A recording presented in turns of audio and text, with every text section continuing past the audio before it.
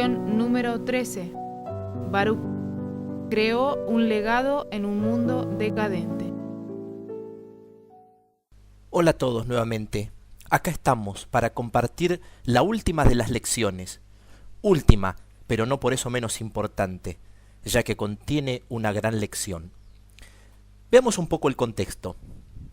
La misión de Jeremías fue llamar al arrepentimiento al reino de Judá y principalmente a los reyes Joacim y Sedequías, debido a que según la palabra de Dios serían conquistados por los caldeos si no volvían su corazón hacia Dios y dejaban la violencia y la corrupción social. Su vida como profeta se caracterizó por soportar con una férrea entereza los múltiples apremios y acusaciones que sufrió a manos de estos reyes y de los principales de Israel, desde azotes hasta ser abandonado en cisternas o mazmorras. Esto es el sufrimiento de un hijo de Dios. Según Jeremías 36:23, la primera versión de su libro fue destruida a fuego por el rey Joacim, bajo cuyo gobierno el profeta vivió en continuo peligro de muerte. Esta persecución se acrecentó bajo el mandato de Sedequías, quien a pesar de reconocerlo como portador de la palabra de Dios, lo trató con crueldad y lo acusó de ser espía de los babilonios, por anunciar que Judea sería destruida si no se arrepentía de sus pecados y cambiaba para volver a la alianza con Jehová. Jeremías lógicamente llegó a lamentarse por su destino, pero finalmente continuó su misión profética. De ahí que al lamentarse tanto lo conocemos como el profeta llorón. Todo tipo de persecución e incomodidades las podés sufrir vos y yo, siempre y cuando querramos seguir a Cristo. Ahora bien, ¿y quién era Baruch? Era el escriba de Jeremías. Su nombre significa bendito de Jehová. Era hijo de Nerías y esto se lo repite muchas veces.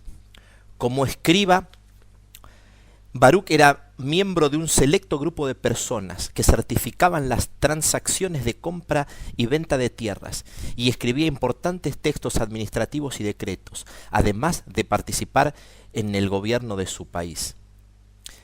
También era una persona fundamental para la transmisión de la literatura sapiencial y probablemente, aunque las escrituras no lo mencionen, habrá pertenecido a una escuela de escribas. Su liderazgo era más que importante. No solo consistía en hacer meras tareas administrativas. De ahí la importancia del escriba del profeta. Ahora bien, como parte central de la lección, Dios a través de ambos personajes envió dos mensajes para ese momento de tal agitación política y peor agitación espiritual. El primero fue respecto de la condición religiosa del pueblo de Judá, y esto se encuentra en Jeremías 7, del 1 al 7, pero solo vamos a leer el verso 4. Pero antes de leerlo te digo una cosa, este versículo que vamos a leer no es apto para religiosos. Fíjate lo que dice: no fiéis en palabras de mentira, diciendo, templo de Jehová, templo de Jehová, templo de Jehová es este.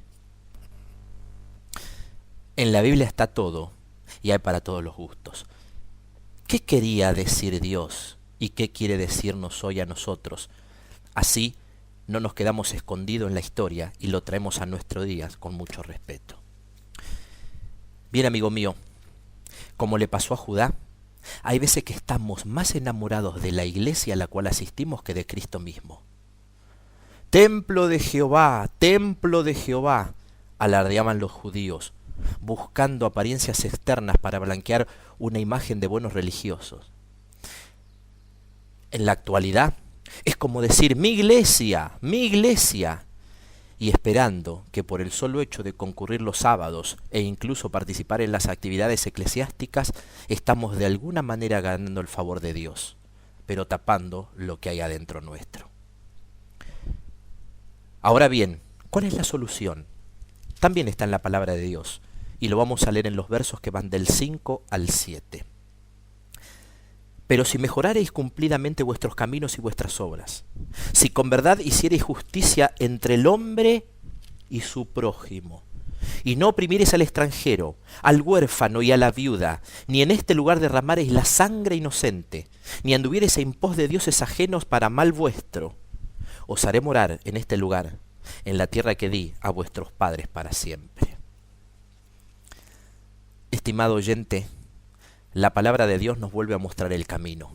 Corregir el camino, como dice en el texto, en tiempos de Baruc y en el ahora, es el mismo. Jesús nos vuelve al enfoque hacia la misión, hacia nuestro prójimo, y lo distingue citando viudas, huérfanos, extranjeros, diferentes e inocentes, tal cual lo versa el versículo 4 y 6. A ver, no hay nada malo en hacer muchas cosas, y todo tiene su lugar, la iglesia, las doctrinas, las actividades, las fiestas, pero nada de esto me salva. Hay que ver el todo, y no solamente la suma de las partes. Esto me dará una completa visión de las cosas, y cada cosa irá en su lugar. En tal sentido, debo centrar mi vida en Cristo, y como resultado en su obra de amor y servicio a los que no conocen. Esto es el centro de la religión de Cristo. Si no entendemos esto, viviremos dentro de la iglesia, gritando tal vez, templo, templo, y peor aún, perdidos. Esto no se trata de ser políticamente correctos, sino de decir con respeto lo que la palabra de Dios nos dice, y al fin y al cabo, todo está escrito.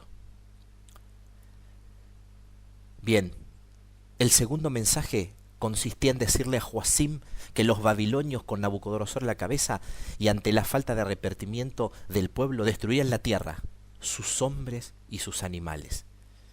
Y acá vemos a Baruc otra vez en acción. Resulta que Jeremías no podía entrar al templo y mandó a Baruc a enfrentar al rey y su séquito con terrible mensaje.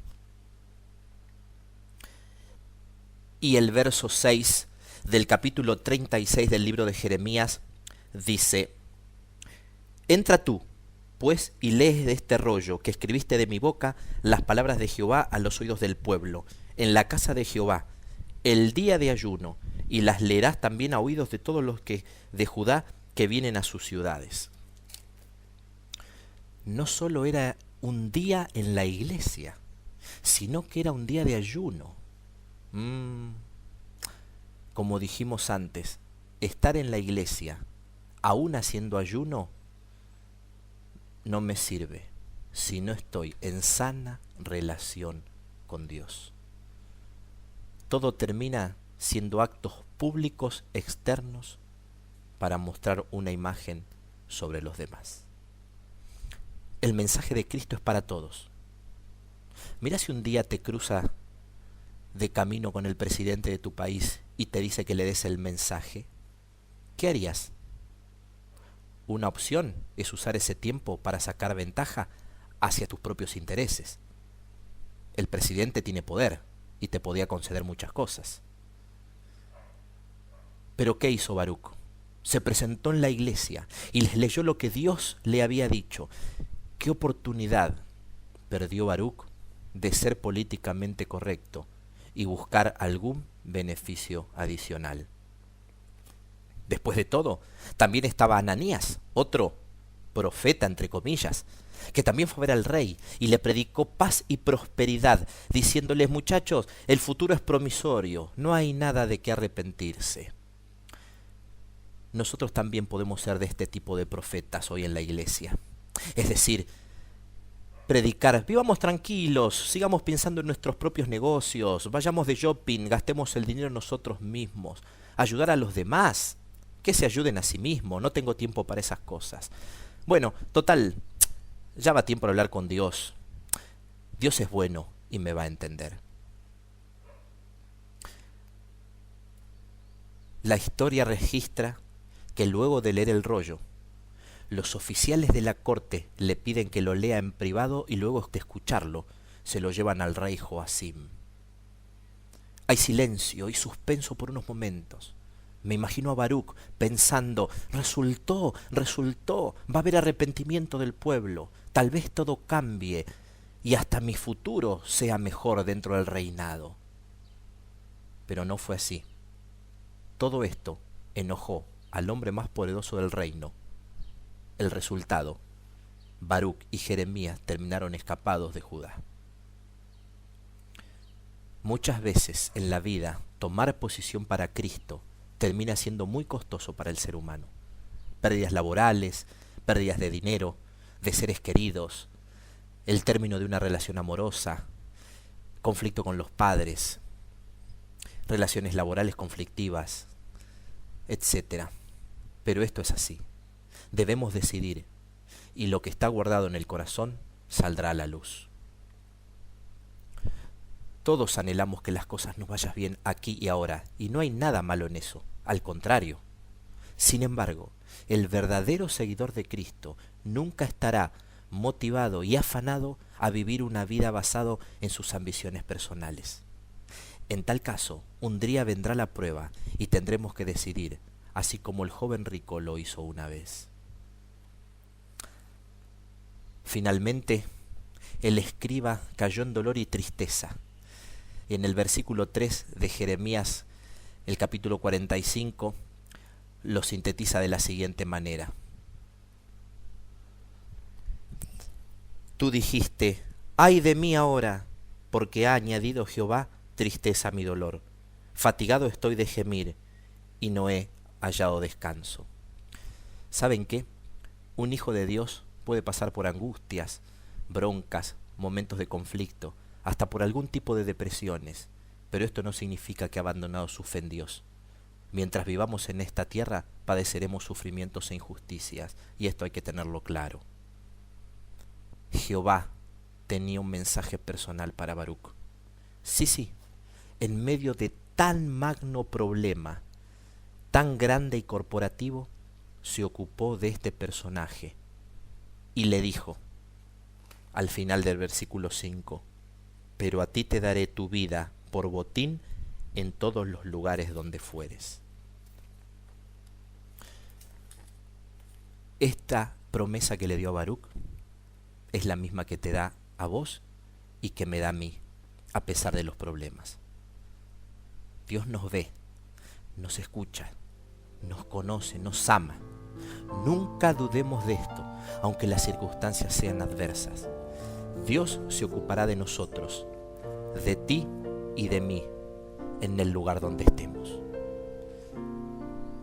Me despido, después de haber estudiado y escudriñado estas 3 hermosas lecciones, y te deseo unas muy felices fiestas y un mejor comienzo de un año que traerá aparejado seguramente tristezas pero también alegrías.